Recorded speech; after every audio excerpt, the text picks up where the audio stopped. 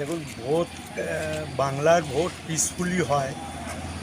কেন্দ্রীয় নির্বাচন কমিশন এবং কেন্দ্রীয় সরকার তারা যেভাবে গত কয়েকদিন ধরে নির্বাচনকে প্রহসন করে, বিশেষ করে এই নির্বাচন বাংলায় একটা উৎসব।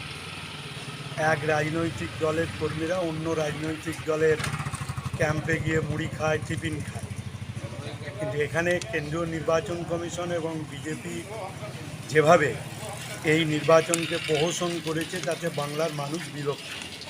এক, বাংলার প্রবঞ্চনা কেন্দ্রীয় সরকারের; দুই, এসআর নিয়ে বিরক্ত; তিন হচ্ছে যে জাতীয় সমস্যাগুলো সমাধান করতে পারেনি এবং যেভাবে সিআরপিএফ কেন্দ্রীয় বাহিনী দিয়ে প্রতিটি বুথে তারা ভোটারদের হেনস্থা করছে, নিজেরা বুথ ক্যাম্পের ভেতরে ঢুকছে, যেটা আইনত নয়, এবং যেখানে ভোট দিচ্ছে সেখানে পর্যন্ত যাচ্ছে, তাতে মানুষ বিরক্ত।